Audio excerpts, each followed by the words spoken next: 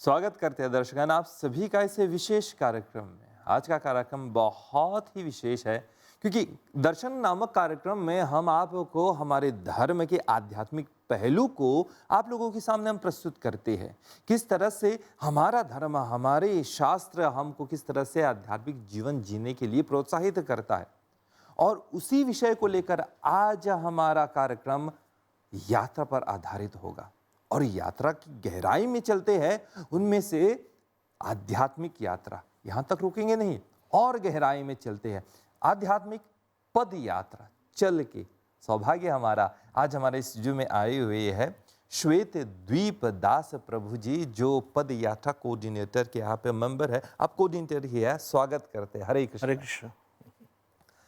प्रभु जी, आपके बारे में अगर दो शब्द कहना चाहेंगे तो आपके जीवन के 7 इयर्स आपने निकाले हैं पूरे भारत की पद यात्रा करते हुए। जी। बहुत ही अच्छा लगेगा आपसे बात कर, बहुत कुछ सीखने को मिलने वाला है। शुरुआत करेंगे आपसे, आपके निजी जीवन से। प्रभु जी, आप हमें दो शब्द में आप अपने बारे में बताएं, अपने आध्यात्मिक जीवन के बारे में बताइए। जी, तो मेरा जन्म ऐसे चित्रकूट वाले देवपत पे हुआ और वहाँ तो बहुत सत्संग होता था जब हम लोग बचपन में पले हुए हैं। बहुत रामायण के सत्संग, ऐसे तो मैं कह सकता हूँ कि रामायण की गंगा बहती है हमारे और चित्रकूट। उसका असर देखने को मिलता है जी। क्योंकि हम दोनों उसी गांव के हैं। जी, जी। हर कोने से, चाहे बिल्कुल। वाल्मीकि सभा हो, चाहे तुलसीकृत, चाहे विश्वनाथ मंदिर हो, चाहे अन्य क्षेत्र से। तो ये हमारा भाग्य है। बिल्कुल। हमारे जो दादा पर सभी पूर्वज लोग थे, बहुत धार्मिक और बहुत श्रद्धालु थे। बहुत माहौल बहुत अच्छा था, बहुत भक्ति में। और फिर हमारे हरे कृष्ण के भक्त लोग भी आया करते थे वहाँ पर, तो हम उनसे आकर्षित होकर आश्रम जाने लगे 80 में, 81 में, 82। और फिर हम 1983 1983 में पूर्ण रूप से सम्मिलित हुए आश्रम में, स्टूडेंट के रूप में, विद्यार्थी के रूप में। और वहाँ पर मुझे शिक्षा मिला और ट्रेनिंग मिला, सब कुछ साधना सब हम लोग किया बहुत भक्तों के बीच में। कई ब्रह्मचारी भी वहाँ पर उपस्थित थे। फिर उसके बाद में कई वर्षों के बाद मैं भारत गया पद यात्रा के लिए। तो 2 बार पूरा भारत का पद यात्रा हुआ। कई वर्षों के बाद मतलब किस साल लगभग? 1989 में। 1989 में। जी, हमने मॉरिशस छोड़कर गए भारत। तो वहाँ से हमारा पद यात्रा में सम्मिलित हुए और वहाँ से शुरू हुआ पद यात्रा। और 7 इयर्स आपने पूरा निकाला है इस पद यात्रा। जी, पूरा पूरा भारत की पद यात्रा। तो जब हम यहाँ से गए, ऐसे तो हम एक क्षेत्र से गए जहाँ रामायण बहुत श्रद्धा भाव से उच्चारण होता है और सत्संग होता है। तो जिस दिन हम पहुँचे पदयात्रा में, उस समय महाराष्ट्र में पदयात्रा, एक जगह जहाँ भगवान श्री राम जो पैदल, वो भी पैदल चलकर अयोध्या से आए, अयोध्या से चित्रकूट होकर प्रयागराज होकर वो जब आए, रामटेक जगह का नाम है। तो वहाँ पर हम जाकर मिले पदयात्री लोगों से। देश विदेश के भक्तगण थे वहाँ पर, अमेरिका से, रशिया से, यूरोप से, ऑस्ट्रेलिया, अफ्रीका, भारत भूमि से, नेपाल से। उनके बीच में हम शुरू किए। वहाँ नागपुर आए हम लोग। आप अकेले मॉरिशन थे उस समय अकेले। तो नागपुर में जब हम पहुँचे तो रामनवमी के समय बहुत बड़े झांकियों की जुलूस निकला वहाँ, हम लोग भी भाग लिए। फिर वहाँ से हम लोग अमरावती, अकोला, बुलढाना होते हुए हम लोग पहुँचे जुलाई के शुरुआत में पुणे। प्रभु, ये आपकी यात्रा में हम यात्रा करेंगे जरूर, लेकिन उससे पहले एक दो शब्द। जी। अगर कोई व्यक्ति है कि आध्यात्मिक जीवन जीना चाहेगा तो ठीक है, अपनी पूजा कर ले, शास्त्र पढ़ ले, गुरु की सेवा कर ले, मंदिर में जाके पूजा कर ले, सेवा वगैरह कर ले। लेकिन एक व्यक्ति के जीवन में यात्रा का क्या महत्व है? तीर्थ यात्रा का क्या महत्व है? देखो, हम लोग तो पूजा पाठ कर लेते हैं, सत्संग भी भाग लेते हैं, और जितने त्योहार हैं साल भर उसमें बहुत श्रद्धा भाव से भाग लेते हैं, हवन, यज्ञ, पूजा पाठ, सब कुछ।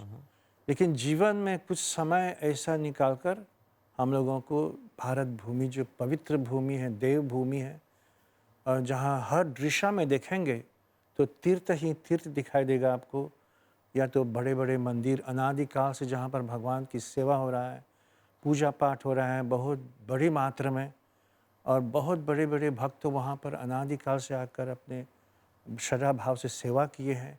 ऋषि मुनियों ने तपस्या किए हैं। हर जगह जाएंगे, भारत के हर कोने में, हर एक जो पर्वत हैं, गिरी, वहाँ कोई मंदिर दर्शन करने का अवसर मिलेगा, जैसे तिरुपति मंदिर, या तो कोई साधु संत वहाँ तपस्या कर रहे हैं। तो हिमालय पूरा जब जाएंगे तो हिमालय तो देवलोक है। जो हरिद्वार है, वो हरद्वार बोलते हैं या हरिद्वार, मतलब जब जाएंगे वहाँ भी 4 धाम हैं, खासकर यमुनोत्री, गंगोत्री, केदारनाथ, बद्रीनाथ।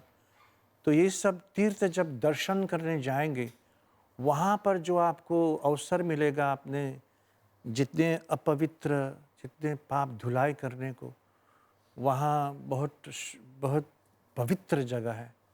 अनादि का हज़ारों वर्षों से वहाँ पर भगवान की सेवा हो रहा है और उनकी मतलब वह भक्ति, स्थान एकदम उसका उसका वाइब्रेशन ही अलग होता है। बहुत बड़ी वाइब्रेशन है। अब सोचो गंगा के तट पर अब गए, वहाँ पर चाहे हरिद्वार हो, चाहे काशी विश्वनाथ हो, कहीं पर भी गए, या यमुना के तट पर, तो वहाँ कुछ और वातावरण है। वो जो वाइब्रेशन है, वो जो शक्ति है वहाँ पर, आपको अपवित्र से पवित्र कर देता है और आपका भक्ति जागृत हो जाता है। ये रहा आपने बताया। अब तीर्थ यात्रा, हम सब तीर्थ यात्रा मतलब अगर भारत में जाएंगे तो प्लेन से जाएंगे, उतरेंगे तो कहीं पे तो बेंगलोर या फिर मुंबई या फिर दिल्ली, वहां से गाड़ी करके हम चले जाते हैं तीर्थ स्थल पर। जी, लेकिन आपने एक और विशेष बात उठाई है कि पद यात्रा मतलब चल के। तो इ- आध्यात्मिक तीर्थ यात्रा में पद यात्रा का क्या महत्व है? चल के क्यों हमको जाना चाहिए?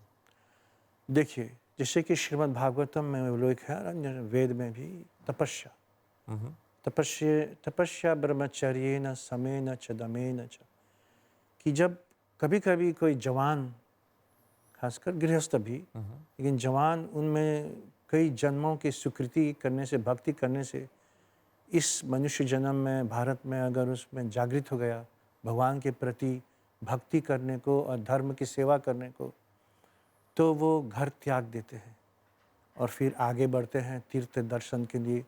तो ये तपस्या जो करते हैं, जो अलग अलग तीर्थ जाते हैं मंदिर, तो उसका जो भगवान कृपा इतना करते हैं कि उनको अंत में गुरु का दर्शन होता है।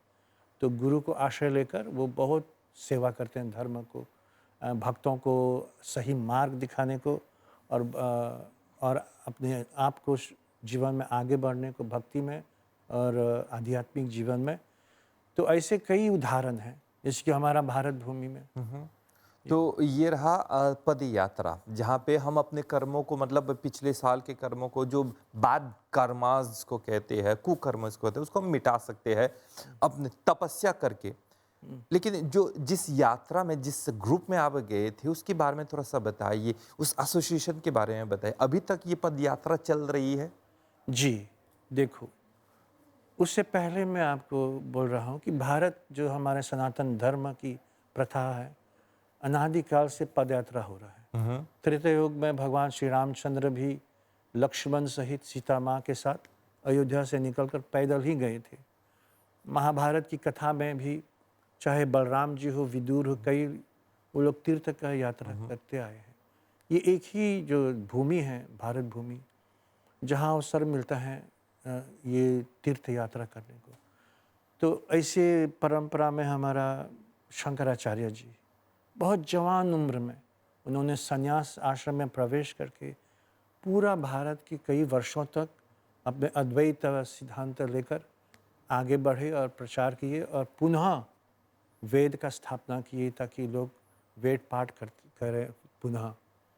फिर हमारे अलग अलग आचार्य हैं, जैसे कि मध्वाचार्य हैं, रामानुजाचार्य हैं, महादेव शिव की भक्त। तो कई भक्त आचार्य जो हुए भारत में, अपने जीवन में एक बार वो लोग पैदल यात्रा किए, चाहे 5 वर्ष के लिए, 10 वर्ष के लिए, 20 वर्ष के लिए। लेकिन हमारे स्वामी प्रभुपाद जी जब आए, उन्होंने जब संन्यास प्रवेश किए, संन्यास आश्रम में, और अपना प्रचार, अपना सेवा शुरू किए भरी मात्रा में वृंदावन से। तो वो 14 बार पूरा पृथ्वी का भ्रमण करके उन्होंने ये इस्कॉन अंतर्राष्ट्रीय श्री कृष्ण भावनामृत संघ स्थापित करके बहुत लोगों को आकर्षित किए इस मार्ग में, इस्कॉन मार्ग में, हरे कृष्ण के मार्ग में। लेकिन उनको समय नहीं मिला ये अन्य आचार्यों की तरह ये पैदल यात्रा करने को समस्त भारत की। तो उन्होंने 1976 में अपने शिष्यों को, खासकर लोकनाथ स्वामी महाराज, उनके प्रिय शिष्य जिनका जन्म महाराष्ट्र में हुआ है, अरवदे गांव में, तो वो उनको कहे कि ये आपको, क्योंकि उस समय प्रभुपाद जी विभिन्न देशों में ये सनातन धर्म और हमारे कृष्ण भावनामृत संघ स्थापना करते हुए, मंदिर का निर्माण करते हुए, पुस्तक का अनुवाद करते हुए, प्रचार करते हुए बहुत हज़ारों से शिष्य बनाए। लेकिन ज़्यादा प्रचार होता था बड़े बड़े शहरों में और शहरों में भी, छोटे छोटे शहरों में। तो लेकिन उनका प्रबल इच्छा था कि हमारे भारत में ये गांव-गांव में जी जाएं, क्योंकि महात्मा गांधी जी कहे हैं, यदि आपको भारत दर्शन करना है तो भारत किसी कोने में गांव में जाइएगा, तो आपको भारत की संस्कृति, भारतीय को समझ में आएगा, उनका शुद्धता से कैसे जीवन बिताते हैं, पवित्रता से, बहुत भक्ति भाव से। तो उनका अंतिम समय में जब 76-77 में जब उनका शरीर काफ़ी दुर्बल हो गया था प्रभुपाद जी का, तो वो चाहते थे कि वो पदयात्रा किए, बैलगाड़ी लेकर गांव-गांव, लेकिन उनसे हो नहीं पाया। तो उन्होंने अपने शिष्यों को, लोकनाथ स्वामी जी को मुख्य रूप से आज्ञा दी कि गांव-गांव जाएं, ये हरि नाम लेकर और सेवा कीजिए, धर्म की सेवा कीजिए और ये हरि नाम लीजिए, हरे कृष्ण महामंत्र जो है चारों तरफ इसको प्रचार कीजिए। हरे कृष्ण कृष्ण कृष्ण हरे हरे, हरे राम राम राम हरे हरे। तो उस समय हमारे लोकनाथ स्वामी जी और उनका 10 शिष्य ऐसे, वो लोग वृंदावन से पैदल गए प्रयागराज, प्रयागराज से मायापुर। तो उस समय कुछ पदयात्रा हुआ, बाकी उतना रूप नहीं लिया। तो बाद में 1984 में हमारा जो पूरा इस्कॉन का जो संचालन करते हैं बड़े बड़े मुख्य लोग, जयपताका स्वामी हो, सब मिलकर तब वो चैतन्य महाप्रभु की 500 साल एनिवर्सरी मनाने के लिए, जो 1986 में मायापुर में होने वाला था, तो वो लोग बड़ी मात्रा में पदयात्रा शुरू किए। राधाष्टमी का दिन था उस वर्ष में, 1984 में 2 सितंबर को। वहाँ द्वारका से निकलकर पूरा महाराष्ट्र होते हुए मध्य प्रदेश और फिर कर्नाटक, केरला होते हुए तमिलनाडु होकर वो लोग मायापुर पहुँचे 2 वर्ष में। उस समय हाथी था उनके साथ में, और जो मंदिर, जो रथ लेकर गए थे, वो बैल गाड़ी, 2 बड़े बड़े गुजरात का बैल थे, बड़े बड़े, और बैल 5-6 बैल लेकर आगे बढ़े पैदल चलते हुए। तो नियमित रूप से प्रतिदिन आरती सब कुछ होता था, 4:30 बजे मंगल आरती, तुलसी पूजा, और फिर प्रतिदिन 20-40 किलोमीटर चलते थे। उस समय 200-300 भक्त था। तो जब ये हो गया 2 वर्ष का जो यात्रा पैदल इस्कॉन का, देश विदेश के लोग आए, स्वामीगण भी आए, तब ये पुनः चलते रहा। और फिर गए वो लोग बिहार होकर उत्तर प्रदेश, हिमालय। तब 1989 के शुरू में मैं शामिल हुआ मॉरिशस से। तो ये पद यात्रा चलती जाती है, पूरा भारत चलती जाती है नॉन स्टॉप। जो आना चाहता है आप जा सकते हैं, बीच में उसको ज्वाइन करके और चलते जाते हैं। आपने कहा कि आपका 7 साल लगे हैं, क्या वाकई पूरा भारत भ्रमण करने के लिए 7 साल लगता है? देखो, अगर साधु हमारे आचार्यगण जब जाते थे, वो कम समय में चले जाते थे कई जगह, लेकिन हम लोग पूरा एक मंदिर की तरह लेकर चलते थे, प्रचार करते हुए, कीर्तन करते हुए, साहित्य जो पुस्तक है वितरण करते हुए, हम लोग प्रसाद वितरण करते हुए चलते थे।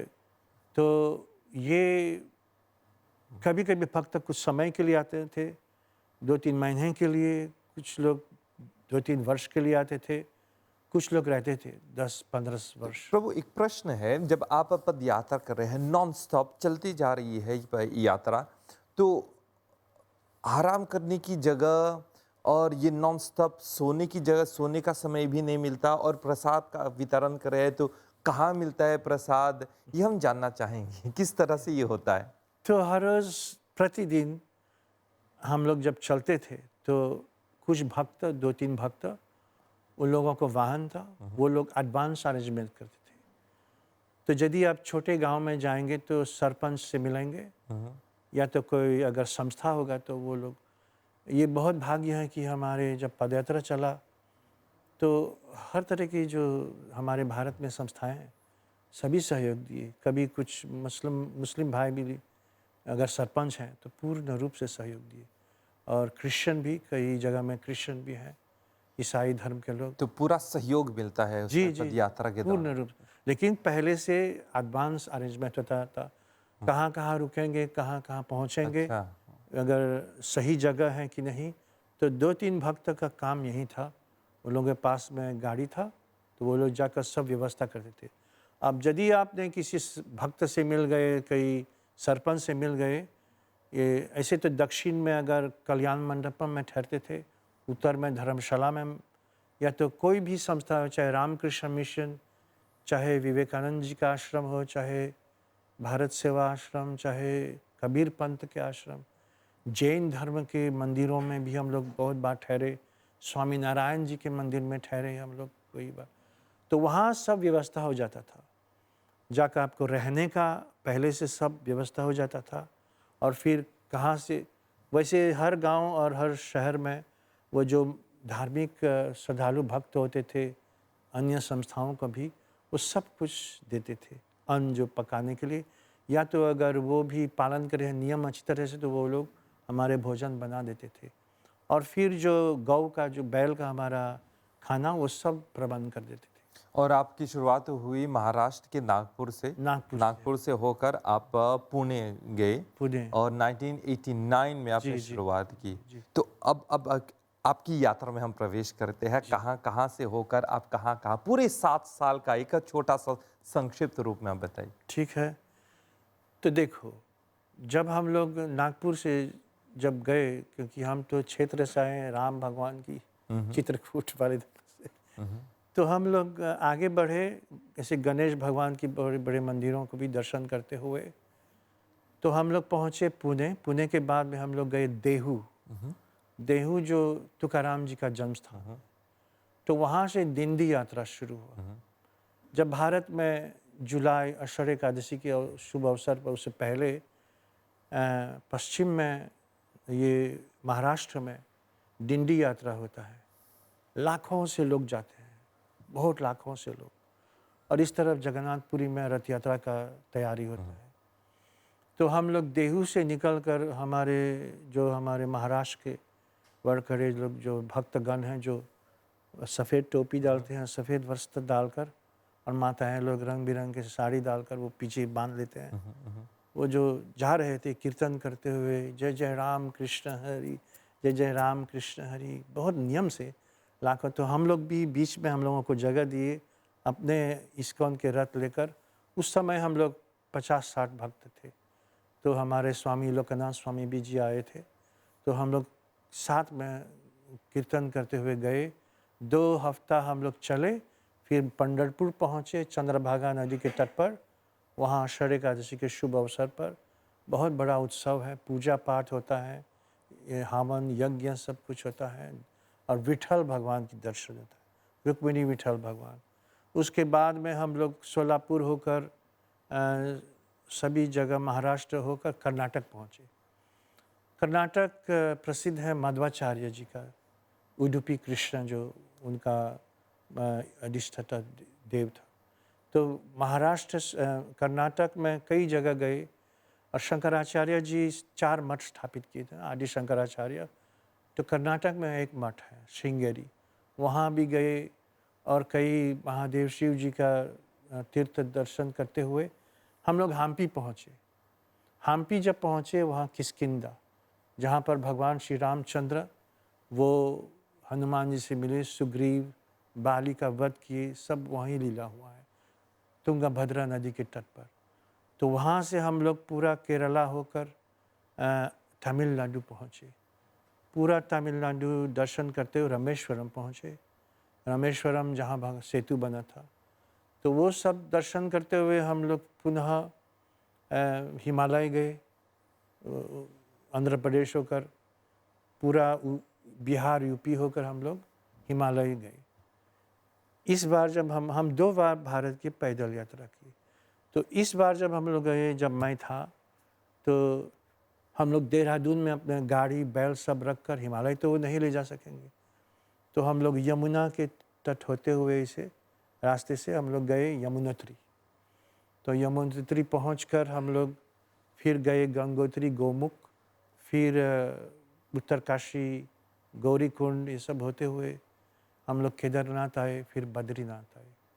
फिर बद्रीनाथ पूरा दर्शन करके हम लोग ऋषिकेश, हरिद्वार आए। फिर जब हम लोग गए दूसरी बार, तो जब मैं था, तो दूसरी बार हम लोग पहुँचे मायापुर, हमारे जो हेडक्वार्टर है इस्कॉन का मुख्य स्थान मायापुर, जहाँ चैतन्य महाप्रभु का जन्म स्थान है। तो वहाँ से हम लोग पुनः पुरी गए, उड़ीसा पूरा। तो वहाँ से दूसरी बार मुझे जब वो यात्रा करने का अवसर मिला, तो हम लोग चैतन्य महाप्रभु जहाँ जहाँ गए करीबन 500 साल पहले, वो भी पैदल यात्रा किए थे। 4 वर्ष उन्होंने पूरा दक्षिण की यात्रा की। तो हम पूरा ये आंध्र प्रदेश जब प्रवेश किए दोबारा, सब नरसिंहदेव भगवान का तीर्थ गए, चाहे सिंहाचलम हो, चाहे मंगलगिरी हो, चाहे अहोबलम हो, नवनरसिंह क्षेत्र बोलते हैं, तिरुपति होकर पूरा। तो फिर से पुनः हम लोग तमिलनाडु गए, फिर से केरला गए, फिर से तब 1996 में जब शिला प्रभुपाद जी के 100 साल हम लोग मनाए शताब्दी, तो उस बार मैंने समाप्त किया यात्रा मायापुर धाम में।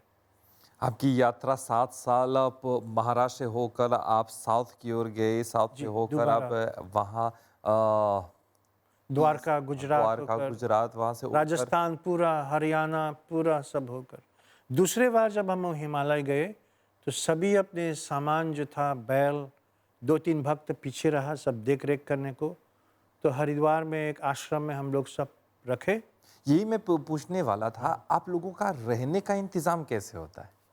तो रहने के लिए हमारे पास में वो होता है जो स्लीपिंग बैग इत्यादि, अच्छा, वो योगा मैट होता है, सिंपल। मतलब पूरा आप लोग संन्यास रूप धारण करके जी, जी। एक व्यवस्थित रूप नहीं, जो मतलब होटल में ठहरेंगे, नहीं, होटल नहीं, का नहीं खाना, जी, नहीं। नहीं, बिल्कुल नहीं, पूरा सन्यासी। जी, तो गाँव, अगर छोटे गाँव में गए हम लोग, 50-60 लोग होंगे, तो वहाँ का जो सरपंच व्यवस्था करता था स्कूल में प्राय, तो स्कूल में क्लासरूम में अपने जो मैट बिछा देते थे, स्लीपिंग बैग या कुछ भी हो, सभी के लिए पास में एक छोटा सा बॉक्स था, वो दामाल बोलते हैं जो मॉरिशस में, उसमें सब अपना धोती कुर्ता सब मिनिमम सामान जो हम लोग रखते थे। तो प्रभु, जो एसोसिएशन इसका देख रेख करता है, आप इसका कोऑर्डिनेटर हैं, अ, मैं सिर्फ प्रश्न के रूप में पूछना चाहूँ, क्योंकि बहुत हिम्मत, बहुत ताकत और मन का भी दृढ़ विश्वास होना चाहिए। तो कोई बेसिक रिक्वायरमेंट्स होता है या फिर कोई भी जा सकता है इस यात्रा में? नहीं, ऐसे तो बेसिक रिक्वायरमेंट होता है, वो नियम पालन करना चाहिए। हमारे अंतर्राष्ट्रीय श्री कृष्ण भावनामृत संघ जो स्थापित किए हैं, वो भक्त, लेकिन अगर अन्य संस्था के लोग भी आते थे तो हमारे साथ चलते थे कभी कभी, लेकिन ज़्यादातर हमारे संस्था के भक्तगण होते थे। तो सभी के पास, हमारे पास में वो ट्रैक्टर भी था, और ट्रैक्टर में 3 ट्रोले था, 3 ट्रोले। तो उसमें हमारे बैलों का सामान, कुकिंग के लिए जो गैस स्टोव सब कुछ, और हमारे भक्तों का जो सामान रखने के लिए सब। मतलब आप लोग खुद अपना खाना बनाते थे, जब सेवा मिल जाती थी तो खाने का अवसर भी मिल जाता था, लेकिन आमतौर पे आप लोग अपना जी। सब कुछ इंतज़ाम आप लोग करते। जी, हमारे पास में सब व्यवस्था था। महाराष्ट्र से होकर, दक्षिण से होकर, वहाँ पे आसाम से होकर आप लोग ऊपर उत्तर चले गए, तो मौसम में बदलाव आ जाता है, तो सेहत का भी थोड़ा-सा ऊपर-नीचे हो जाता है, कभी बीमार हो जाते हैं। इसकी व्यवस्था आप लोग कैसे करते? देखो, जब हमारे भक्तगण कोई भी बीमार हो जाता था, तो गाँववासी या शहर में हो कहीं भी, वो बहुत श्रद्धालु भक्त, डॉक्टर भी आकर आगे बढ़ते थे और बहुत सहयोग देते थे और कोई चिंता की बात नहीं है। यदि कोई भक्त काफ़ी बीमार हो गया, मलेरिया हो गया, तो उसको पीछे छोड़ देते थे ना, हुँ, हुँ। तो बाद में आकर उसको लेके जाते थे। लेकिन गांव वाले या शहर हो या कहीं भी हो, हर जगह में बहुत सहयोग देते थे। आपका जन्म मॉरिशस में हुआ, जी। जलवायु वगैरह थोड़ा-सा अलग है भारत से। आप 7 साल रहे, सिर्फ़ एक ही जगह नहीं, जगह-जगह पर गए और गाँव में गए। कोई कठिनाई हुई आपको वहाँ पे? कठिनाई बहुत हुई, आसान नहीं था। कभी-कभी एक्सट्रीम बोलते हैं ना मौसम, जैसे कि एक बार हम लोग राजस्थान हुँ, रन में गए, वो कभी 47-48 डिग्रीज़ होता था। उस हुँ, समय हम लोग सुबह उठकर हुँ, जल्दी चलकर बंद कर लेते थे रूम, क्योंकि बहुत धूप, बहुत हीट। गाँव वाले भी वो अंदर हो जाते थे। हुँ, ऐसे 3-4 बजे फिर सब कुछ खुलता था। हुँ, तो कभी दक्षिण में भी थे बहुत गर्मी, और कभी हम लोग एक बार यूपी में थे तो बहुत ठंडी, और हिमालय में तो बोलो नहीं। तो ठंडी के समय में बहुत कष्ट था, और मॉरिशस का जो मौसम है और वहाँ तो बहुत अंतर है। प्रभु जी, एक और प्रश्न मैं पूछना चाहूँगा, बस विश्वास का प्रश्न है। कहीं पे तो शायद कहीं के मन में ये चल रहा होगा, हुँ, 7 साल एक्सट्रीम सिचुएशन जिसको कहते हैं, दक्षिण से लेकर उत्तर, पूरब से लेकर पश्चिम, मौसम को आपने देखा है और कहीं पर भी मन में ये सवाल नहीं आया कि ये मैंने कौन-सा डिसीज़न ले लिया है, मैं ये कहाँ पे आ गया, अच्छा खासा था, मैं अपने घर में, अपने गाँव में, अपने मतलब कमरे में, हुँ। कहीं पे तो ये प्रश्न नहीं आया मन में या फिर विश्वास पूरा?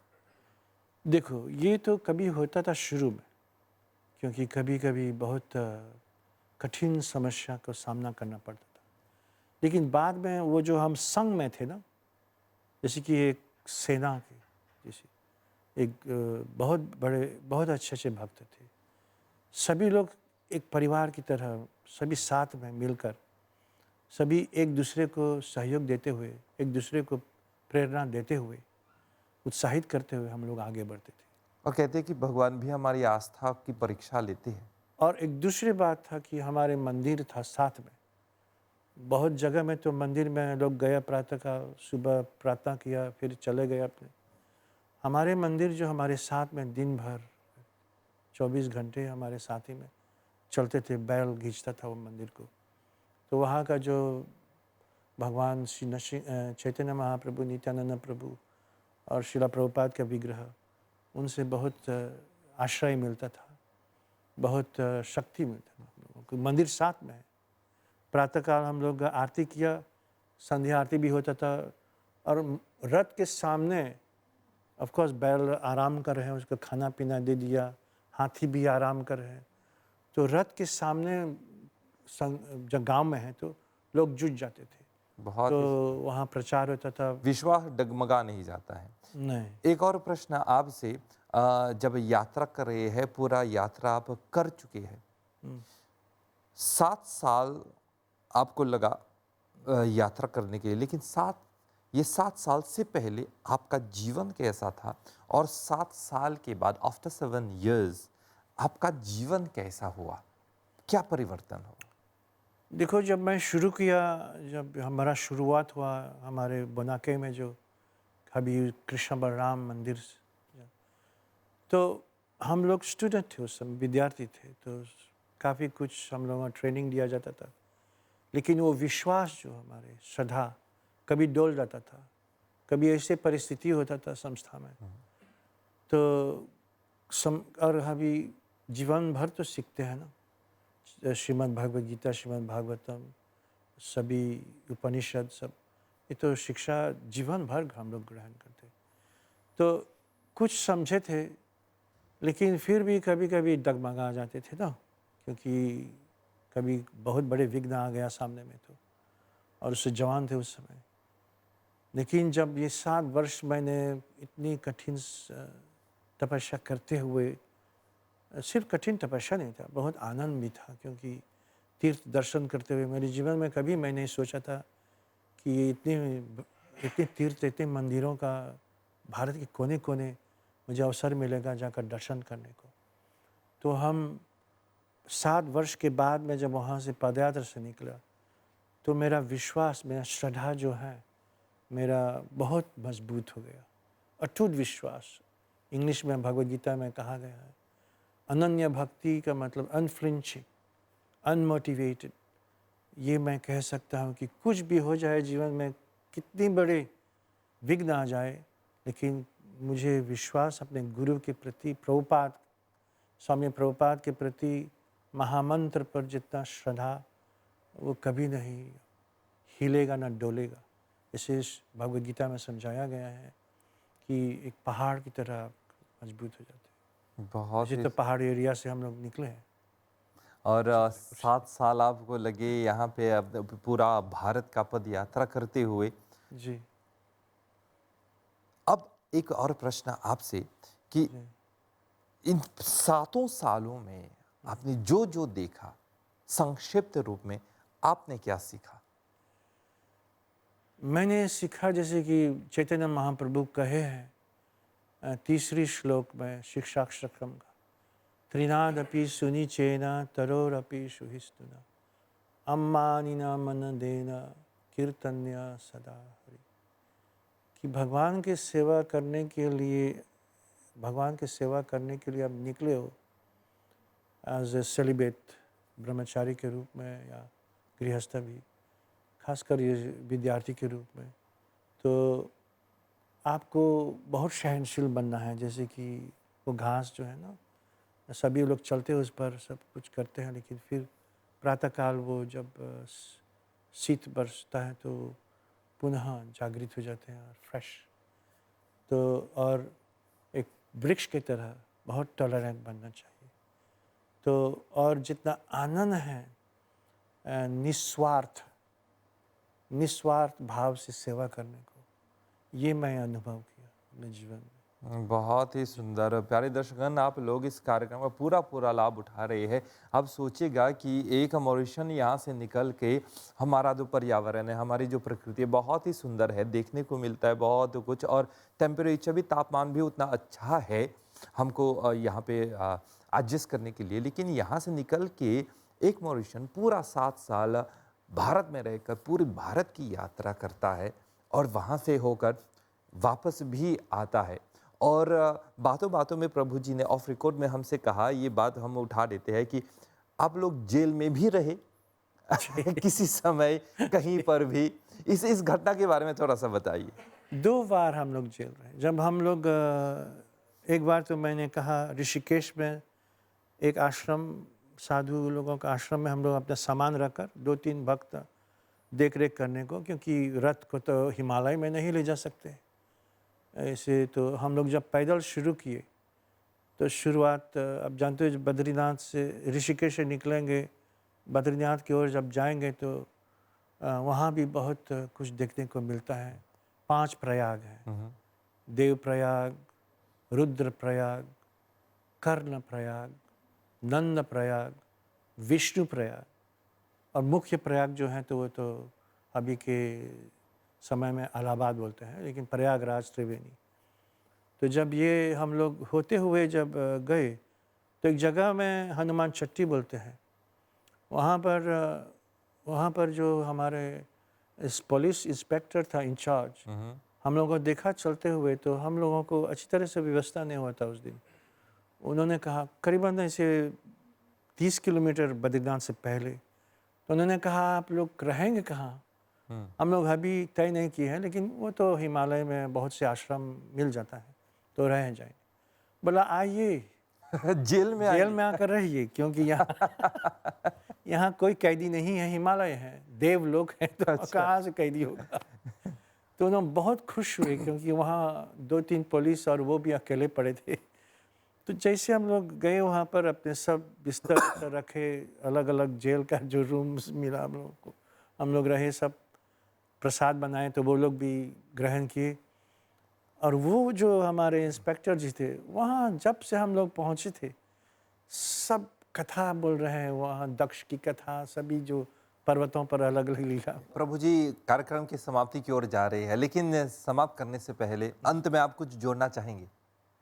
हाँ जी, तो पदयात्रा जब से शुरू हुआ 1984 में भारत में, हमारे प्रभुपाद जी की कृपा से और हमारे लोकनाथ स्वामी जी की कृपा से, तो अभी तक चल रहे हैं भक्त लोग।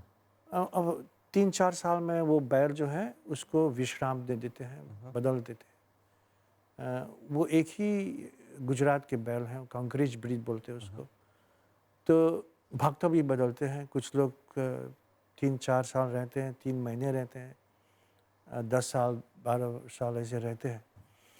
परंतु पूरा हम लोग अभी 7वीं राउंड में हैं, भारत की 7वीं राउंड में है।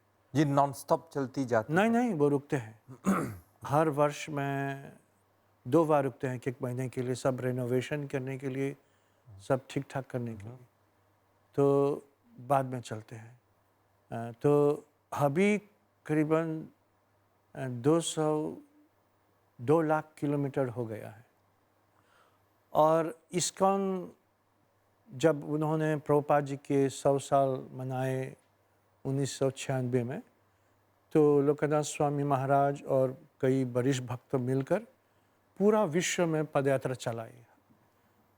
100 देश से ज़्यादा देशों में वो लोग पदयात्रा चलाए। और मॉरिशस में भी पदयात्रा हुआ था। यहाँ भी 1984 शुरू किए थे 2 वर्ष के लिए, और बीच बीच में पदयात्रा हुआ मॉरिशस में भी।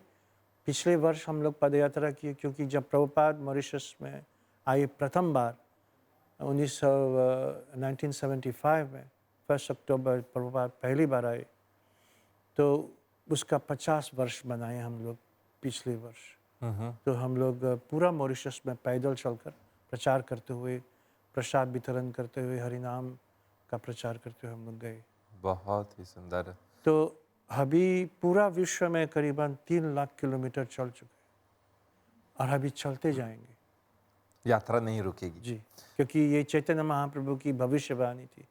पृथ्वी ते याचयत नगरी ग्राम, सर्वत्र प्रचार होइला मोरा नाम। कि एक दिन पृथ्वी की हर कोने में भगवान नाम का कीर्तन होगा, क्योंकि ये युग धर्म है। हरि नाम संकीर्तन, हरे कृष्ण महामंत्र का जो कीर्तन होता है, ये युग धर्म है। तो हर आज पृथ्वी के हर कोने में, चाहे दक्षिण अमेरिका हो, दक्षिण अफ्रीका हो, पूरा अफ्रीका, पूरा रशिया, ऑस्ट्रेलिया, चाइना में भी, और फिर अभी नॉर्थ अमेरिका, हम लोग हिमालय में भी गए तो कीर्तन करते हुए और पुस्तक वितरण करते हुए गए। तो ये प्रभुपाद जी की अहेतु की कृपा है। हरे कृष्ण। बहुत ही सुंदर। तो प्रभु जी आप आए, और श्वेत द्वीप दास जी, तो आप आए इस कार्यक्रम में, आपने भाग लिया और अपने निजी जीवन, आध्यात्मिक जीवन से जुड़े जो पद यात्रा है आपने हमसे साझा किया है, इसके लिए बहुत बहुत धन्यवाद। आशा करते हैं कि आपकी इस वाणी से कई लोगों को प्रोत्साहन भी मिला। हरे कृष्ण। तो प्यारे दर्शकों, आप लोगों ने इस कार्यक्रम का पूरा पूरा लाभ उठाया। देखिए, जहाँ पे आस्था होती है, जहाँ पे दृढ़ विश्वास होता है, वहाँ पे प्रभु हमेशा कदम कदम पर सहायता करते रहते हैं। बस प्रश्न ये है कि आपको आस्था रखनी है। बात ये है कि अपनी भक्ति को, अपनी आस्था को प्रभु के चरण में रखनी है। फिर आप देखिएगा, विश्व की कोई भी मुश्किल हो, वो पार कर ही जाएंगे। हमारी ओर से हरे कृष्ण।